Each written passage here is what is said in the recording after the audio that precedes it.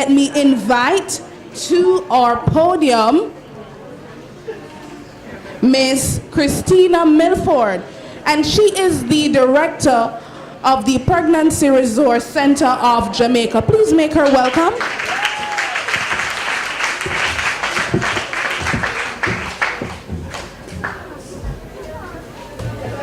Good morning. Is it still morning? Good morning, everyone. Good morning. I want to thank the leaders here for having me, and thank you all for sitting so nicely and quietly and expectantly to hear what I'll share.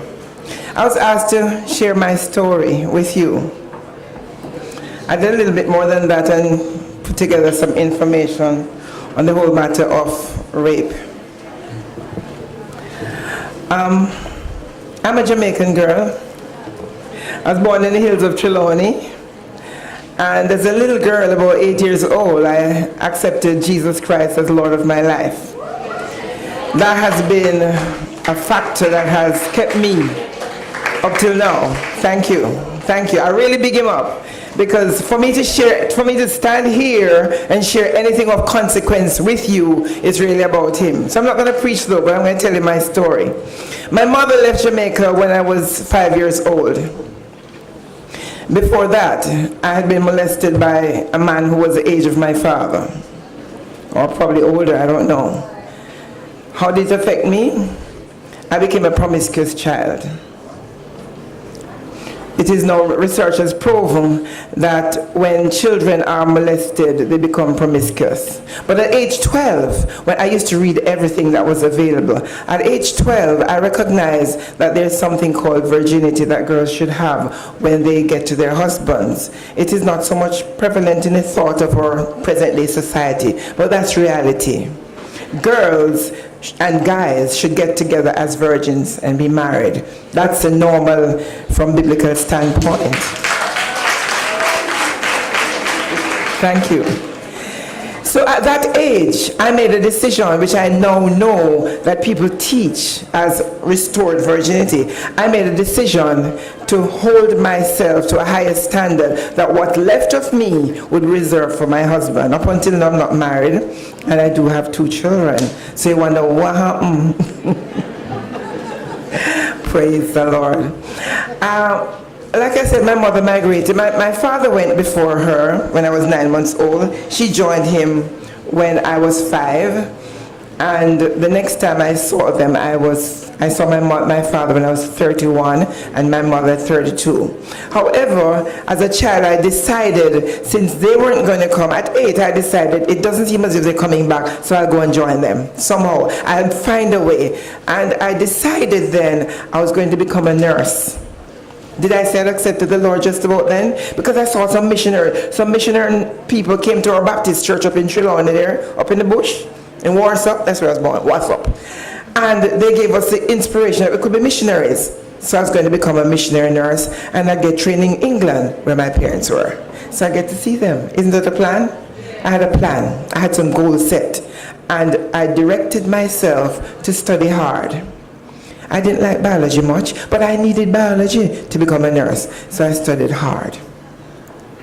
Well, at high school, I wrote to England. How can I get training to come there? And they told me, apply to the Ministry of Health in Jamaica. Go through them. And I did. So ladies and gentlemen, boys and girls, at 18 years and 9 days old, I did my interview before the Nurses Council of Jamaica. Some senior nurses with the thing around their head, they asked me all kind of questions. And I was prepared because I was ready. I had planned this all my life. For the last 10 years, I was going to do this thing. And so, I did my interview to become a nurse, to get training in England, where I'd meet my parents, and the rest would be history, right?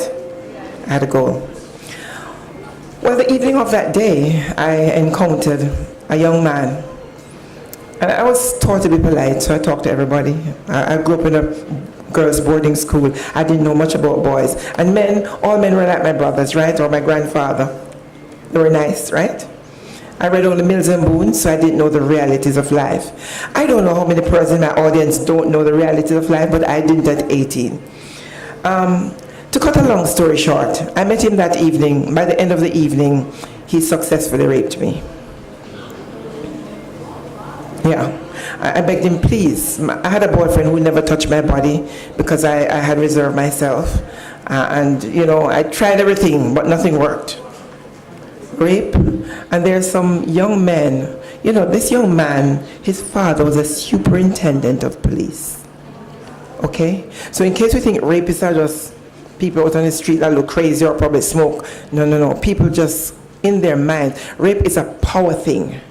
If a man, and women are raping too, because I met a young girl who was raped by her teacher, a woman, come on, these things are happening, crazy stuff. But just to say it's a power thing, it's nothing, if anybody has experienced it, as I have, you need to understand you're not to blame. You didn't do anything wrong. You didn't need to do anything. The wrong thing I did was to make a decision to go someplace with this guy who I didn't know. But you didn't do anything. It was in the mind of the person to do this act. And so, wow, my world crashed. Because everything I had preserved for my husband was now taken forcibly. Everything I expected to become, what's the point? Life was kind of pointless. I didn't want to tell anybody about it. I spared the details. But I cried all night. And then I said, I had to force myself, I had to stop crying because I didn't want to tell anybody about this. I didn't want anybody to know. I don't know about any other rape victim, but it was so filled with shame and dishonor, nobody should know about this. Pregnancy? No, I didn't think about it. I think he used a condom. I didn't know what a condom looked like, so didn't go there. Can I tell you, ladies and gentlemen, several weeks later, start having feelings that can't figure what this is. I was never around pregnant people, so I don't know signs of pregnancy. No. So I went to the doctor, and he said, oh, Miss Milford, I find you to be in perfect health. The only thing I find are the signs of early pregnancy. Huh? Really? You kidding me? I'm waiting for the results from my interview, for the life I planned for the last 10 years. How is it possible that I could be pregnant? No, I didn't get permission. I don't want a child. I don't want, can you imagine? So nevertheless, after crashing outside, you know, tears and everything, took my country bus back home because I was in Trelawney still, you know, up in the bush there. And my grandmother never saw me with any gentleman, so I don't know how I'm going to tell her about baby. Can't tell her about the pregnancy. In any case, it wasn't a baby, huh? I wasn't pregnant. No, it wasn't happening. But I went home that evening, and to cut a long story short, went home that evening, got an envelope as long as my computer from the Ministry of Health. Is it ironical? Is it coincidence? You have been accepted. Your dreams are going to be fulfilled. You may come now with, I think it was $800 back then, and your passport. I hissed my teeth and threw it down because that's it. It's the end of a dream. It's the end of a dream, as far as I was concerned. I even had a sponsor. I had a sponsor who would give me the money to go. I had to write the person and say, sorry, no can do. What did I do? How could I manage? My life had ended temporarily. I thought it was over. I was depressed. Somebody wrote about being pregnant as a teenager. I was depressed and broke, and I really didn't know what to do. I was at that time a pre-trained teacher, and you couldn't stand before a classroom with a belly and you're not married. What did I do? My older brother, who died since earlier this year, he came to visit, and it was Easter, and he saw something was wrong, and I eventually had to tell him because he insisted. And he said, so what you going to do? I said, I don't know. I go somewhere far where nobody knows me. I get a job as a helper. At this time I had 6 O-levels, okay? But that's where my mind was. Nobody wants a pregnant teenager around, and certainly not 40 years ago. That was a long time ago, right? Before most of you were born. And what did I do? I was depressed, but he took me, and I went to Kingston. If I talked about what happened, I would begin to cry every time. Now I know, because research has proven that when people experience rape, and I have to say people now because men are sometimes raped, although under Jamaican law you can't be, but it does happen, that there's a high tendency to post-traumatic stress disorder. I was not just raped, but I was raped and pregnant now, and it was not my plan. I didn't know what I was going to do. But I had a support system. My brother, who was only 4 years older than me, that had taken me in, he was there for me. And another friend, my boyfriend, who I told you never touched my body, he was from Kingston, and he was supportive. Every evening he'd come and we sit and talk, and I'd wait and we chat. And I tell you something else, ladies and gentlemen. He never touched my body. Can you imagine? We were in love still, and I was very pregnant. I couldn't get any more pregnant. And the thought never entered I had my own bedroom, my brother had his bedroom. It never entered my mind that we could go into my room and do this thing, because it was settled in my mind that sex should be reserved for marriage. It was settled. And out of that, even though I was pregnant in that situation, it never occurred to me that that is something we could have done. When we broke up, I said, I wonder if. But then I know if that had happened, there'd be more heartbreak, and I would not be able to endure it. What has brought me through? Up to 6 years, my child was 6 years old, and I continued to study because I said, I need to give. By the way, I never felt any negative feelings towards a child that was produced. I did go for an abortion. I didn't tell you that part, did I? You want to hear about it? I didn't know anything about abortion, to tell you the truth. But my one friend who had told about what happened, and she used to ask me, then what if I'm pregnant? I said, no, that couldn't happen. And then when they proved that I was pregnant, she said, then Christine, she always called me Christine, you're not going to have abortion. I said, what's that? I mean, I really don't know. And one evening, she sent my older brother's friend over to my house. And he looked at me and said, is this true? But he saw nothing in my face to register that I had a crisis. I was just out of this world.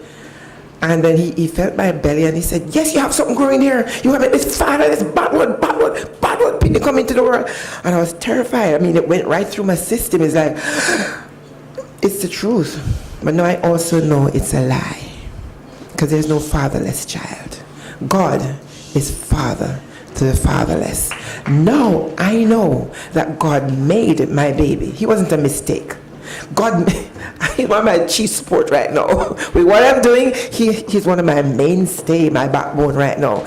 But I could have killed him unwittingly. I didn't know. I went to the doctor. I did go because I was pushed.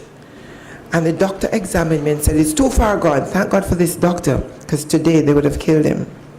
He said, don't do it. It's too far gone. You'll either kill yourself or never be able to have another child if you go to a backstreet person. But since life had ended for me, just go on. I was 6 months pregnant and didn't recognize the child inside of me. As far as I was concerned, I was just going along with life.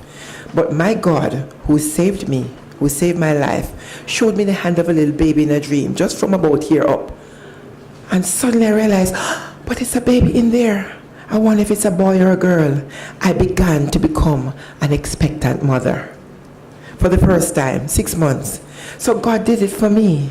He's the one who changed my thinking. Can I just fast forward because my time is probably finished? How did I overcome? I overcame through faith. I overcame by placing my confidence in God and recognizing I have to move past the limitations. Yes, I didn't get to go to England, not at that time. By the way, I've been to England several times since then. Awesome. I met my parents and all the rest, but my child pushed me to achieve more. I decided I had to be the best that I could be for this child. So further education was part of my goal. Oh yeah, I've got to let him see that he's to study. And the boy bright, A student, right through baby school, right through university, right out of university, scholarship, get masters, have his master's degree. I don't get my master's yet, pardon me. But God, engineer extraordinaire, a father, a husband, a father, tell me something. You know, under the law, he should have died, could have died. I'm not sure. There's a law that says if it is rape, it was rape. But that was a child that God placed here for a purpose, and I'm glad that I didn't make the decision to kill him.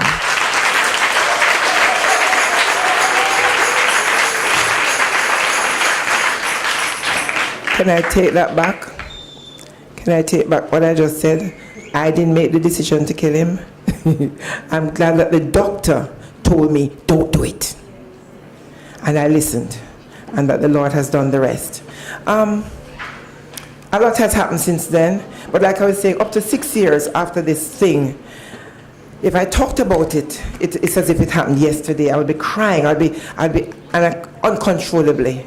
And one day, I said enough of this thing. By this time, I was a believer. I'd come to the place of forgiving this man who did this thing and all the rest of it.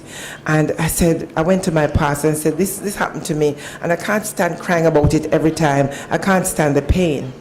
And they prayed for me, and as they prayed for me, the tears flowed. The tears flowed, and I guess a cleansing took place. The forgiveness was complete.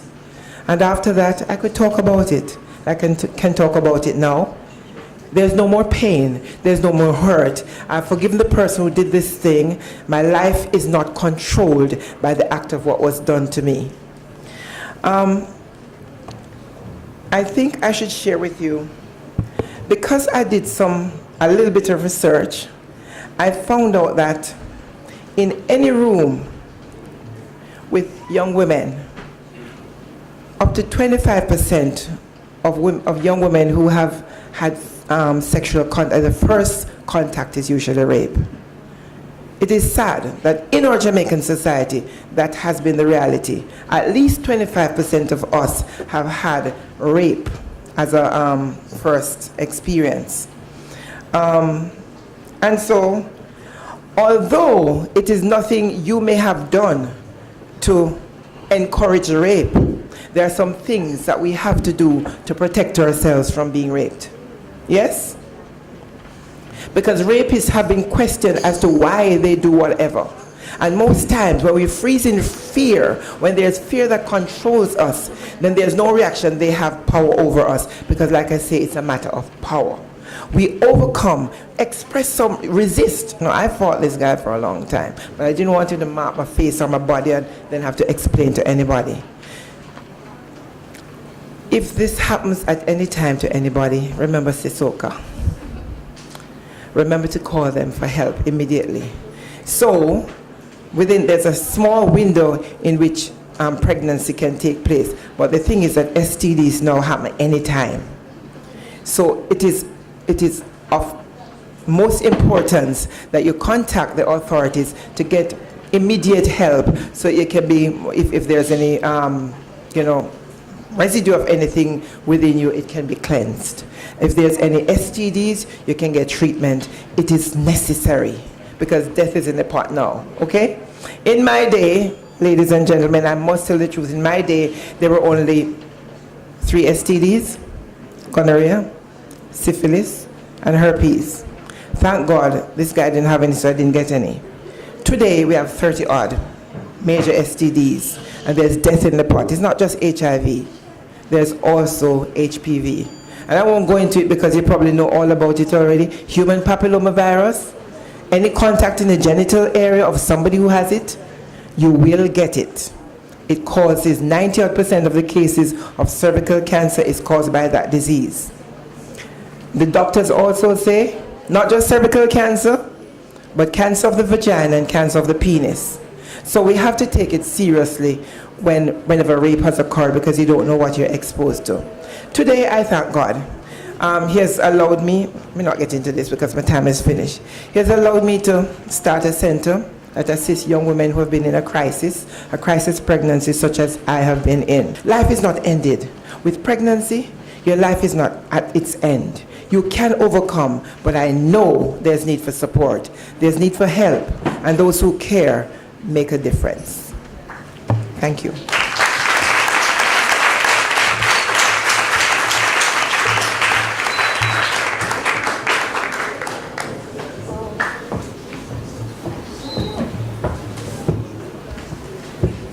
Wow. I'm sure that we all know that she is a living testimony. Yes? That life doesn't end where we think it ends for some young ladies and possibly young men. Pregnancy is not the end. Nope. But rather it's the opening of another chapter. Okay, at this time, I know we're running behind our schedule, but I'm sure persons have questions. And we're just going to invite you to come to the mics in the aisle. If you have some question that you'd like to be answered, or probably a comment, please come to the mic.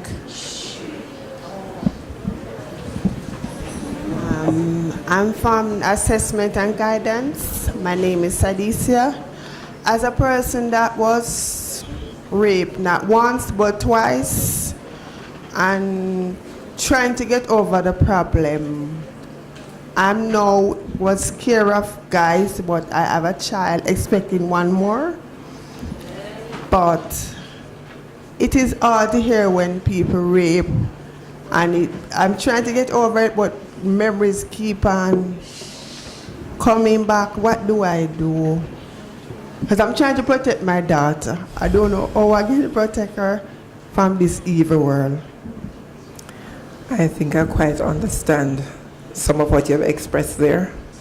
And because people have researched the subject and realized that post-traumatic stress disorder attends rape in many cases, I would recommend that you talk with a counselor or even a psychologist who is able to go in and help you to resolve. It's a delicate issue and it's very real. For me, when I talk to my pastors and they prayed with me, I think the Lord just did a deep deliverance that has been happening over time. But sometimes you need a one-on-one with somebody who will take you through one step at a time into healing. Because it's necessary. We have another question. Please identify your school and tell us your name. My name is Danny. I'm from the Winard Road and Primary Junior High School. I was wondering, have you ever thought of bringing whoever it was to justice?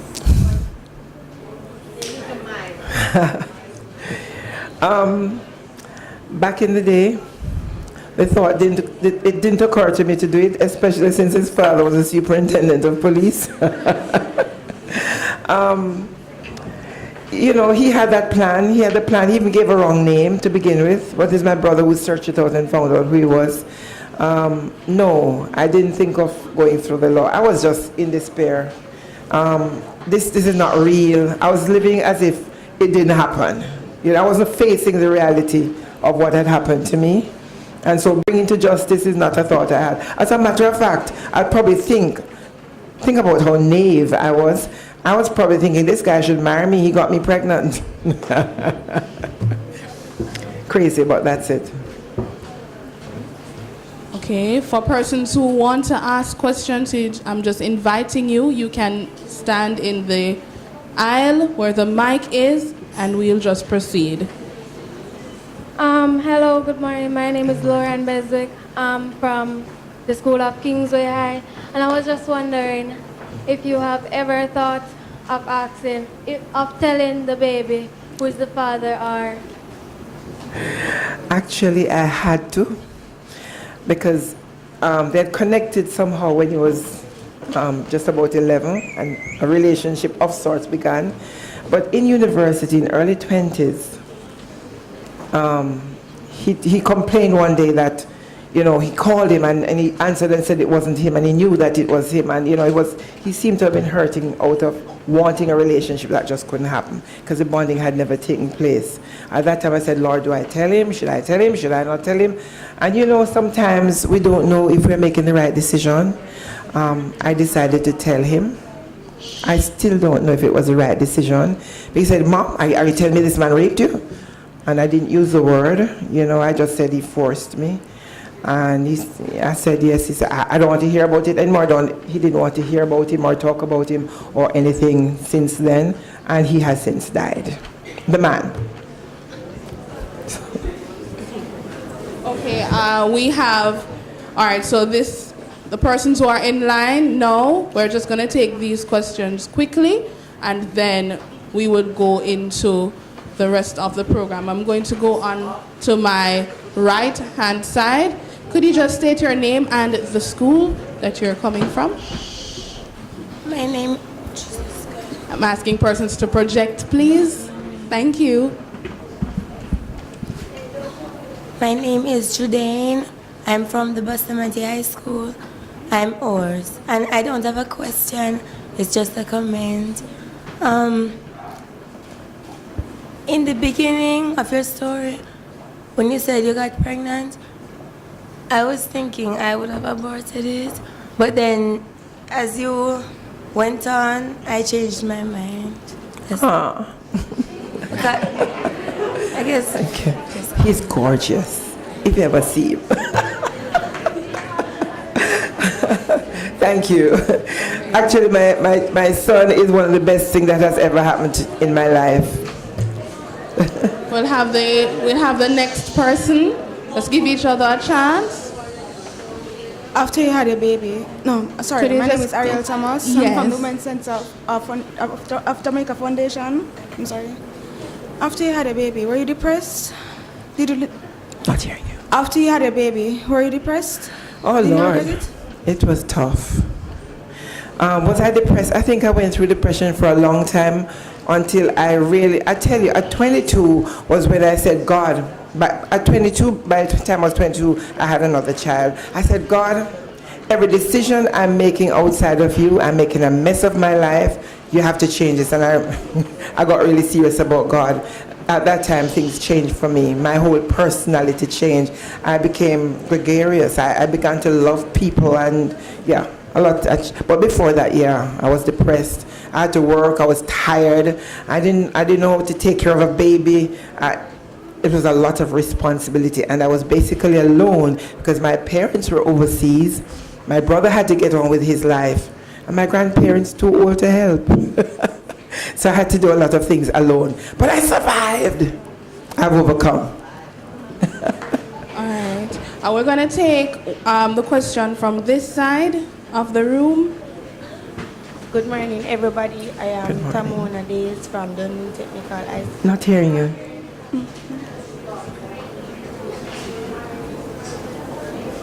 Come closer to the mic. Just speak into the mic. This one.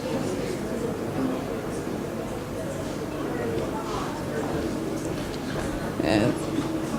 Okay, it was accidentally turned off. Just go right into the question. Say your name and your school. I am Tamona Days from Dunoon Technical High School. After telling your son that you were raped, did you told him that you wanted to abort him? Yes. And how did he react then? I'm not sure, but as an adult, I have asked him. I said, would you have preferred if I had aborted you? He said, Mom, what kind of question is that? I think he understood that I was in a crisis and I was a teenager. I'm forgiven. And we now move to our final question for our presenter. Morning, I'm also from Kingsway High School. Name? When you were telling your mom that you were pregnant, how did it feel? What was the expression? I didn't tell them. I didn't tell my grandmother. I lived with my grandmother, and she never saw me with anybody, and I didn't know what to say to her, and she had high blood pressure. I was afraid that, she'd get high blood pressure and dead or something. So I didn't tell her. But my brother came and talked to me and said he would take me in. When I left, I lied. Sorry. I let her feel as if I was going to Kingston to continue with the nursing career that I was pursuing. So I used to joke about it later on and said, well, I didn't do the nursing I planned. I just nursed babies instead. Oh. That's the truth. Don't you lie? Sometimes you have to forgive me. I couldn't tell her, but she found out. And then when she did find out, oh my gosh, she took a bus to Kingston from country. She come to see her daughter, that was me, because she hears it. Me in town breeding for town married man. And when I saw her at the gate, I disappeared into the kitchen. But my brother interceded for me and everything was all right. It was good. Yes. Wow, thank you so much for sharing. Hold on, one moment more.